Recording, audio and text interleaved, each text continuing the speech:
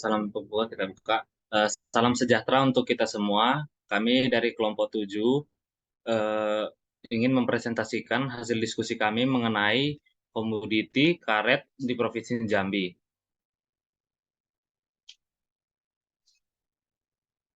Lanjut. Pertama-tama, mari izinkan kami memperkenalkan anggota kelompok kami. Yang pertama ada dosen pengampu yang mengajar mata kuliah ini, yaitu Profesor Dr. Insinyur Ira Wahyuni, MP. Yang kedua, saya Reinhold Christopher Sastro Bakara dengan NIM D1B021071. Kemudian ada Christine Natalia T dengan NIM D1B021162. Dan yang terakhir ada Elizabeth Monica dengan NIM D1B021192.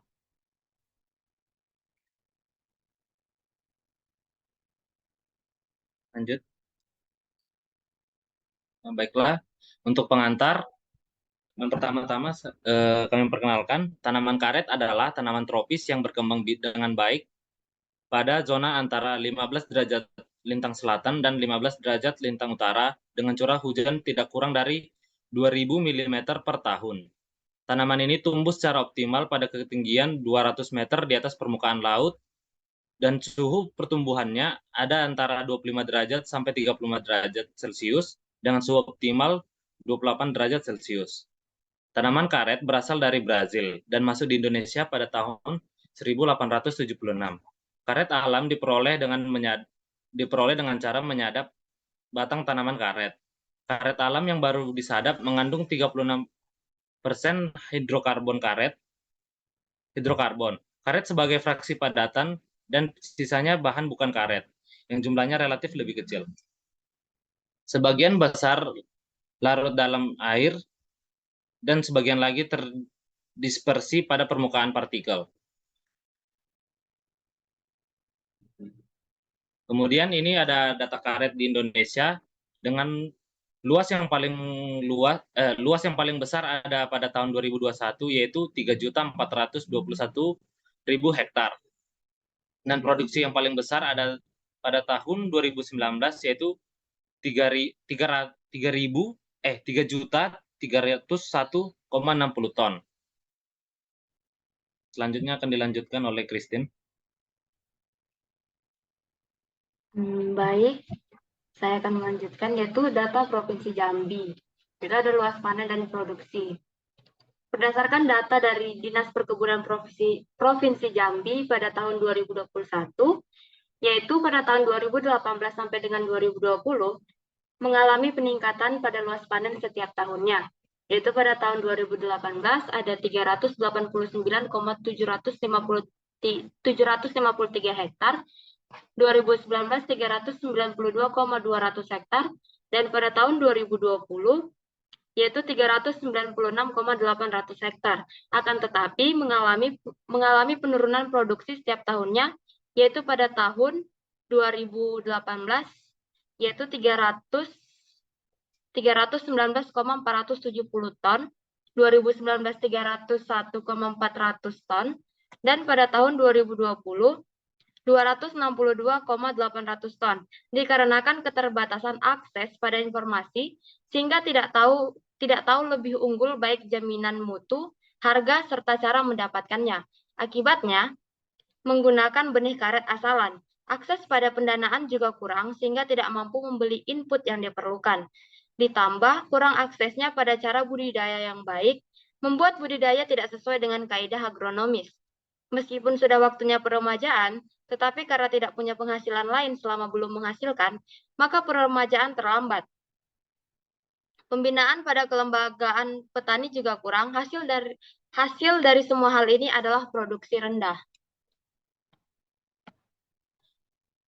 Selanjutnya, perkembangan rata-rata harga produsen karet getah tebal pada Provinsi Jambi pada tahun 2017 sampai 2021 mengalami peningkatan, yaitu 2017 6.887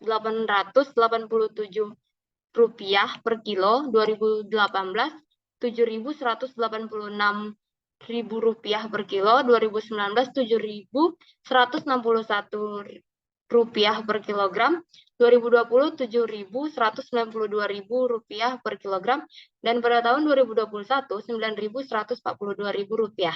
Selanjutnya dilanjutkan oleh Sabet.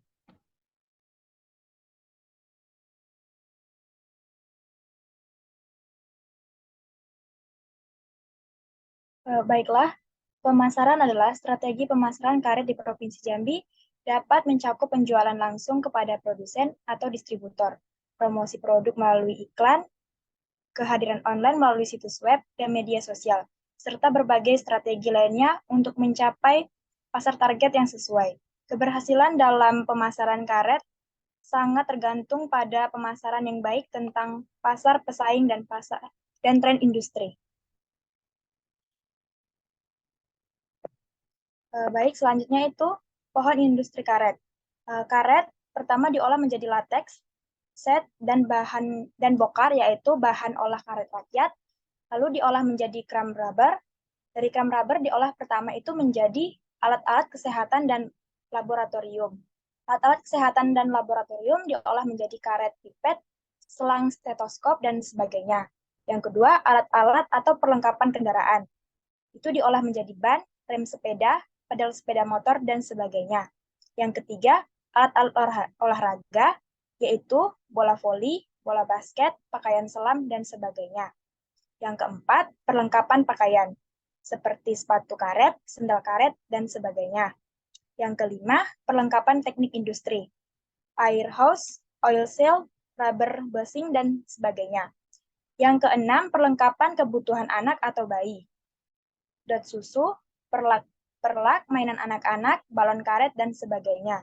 Yang ketujuh yaitu perlengkapan rumah tangga. Diolah menjadi karpet, perlengkapan rumah tangga yang menggunakan karet, dan sebagainya. Yang terakhir yaitu barang-barang karet lainnya, contohnya pelampung, karet KB, dan sebagainya.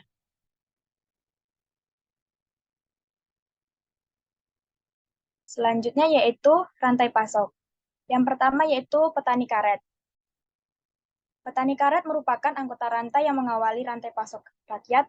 Petani karet berperan penting pada rantai pasok karet rakyat karena kualitas, kuantitas, dan kontinuitas pasokan bokar sangat ditentukan olehnya. Yang kedua yaitu pasar lelang karet. Pasar lelang dibentuk untuk melakukan kontrol terhadap harga yang ditetapkan oleh toke atau pedagang pengumpul yang membeli karet dari petani secara langsung melalui pasar lelang. Harga bahan olahan karet atau bokar dibeli dari petani berdasarkan kualitas karet yang diproduksi.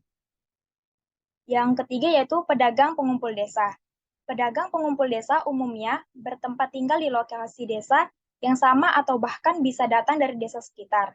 Beberapa pedagang pengumpul desa yang dapat di Provinsi Jambi juga berprofesi sebagai petani.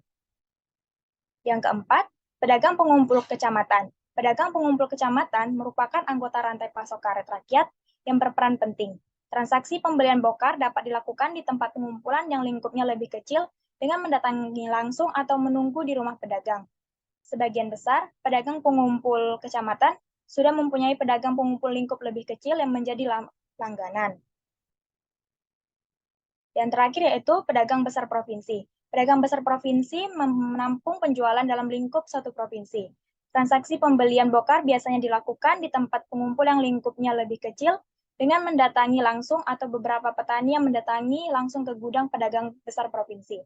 Untuk informasi pasar yang berupa perkembangan harga beli dan harga jual diperoleh dari pedagang pengumpul yang cukup lebih sempit, pabrik, serta dari mekanisme pasar yang terjadi.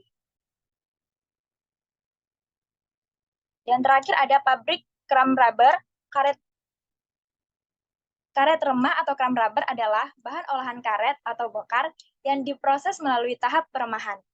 Produksi karet di Provinsi Jambi masih sebatas menjadi kram rubber atau karet remah atau bahan baku industri karet. Pembeli produk ini adalah sebagian besar perusahaan dan seperti Goodyear, Michelin, dan Bridgestone dari luar negeri.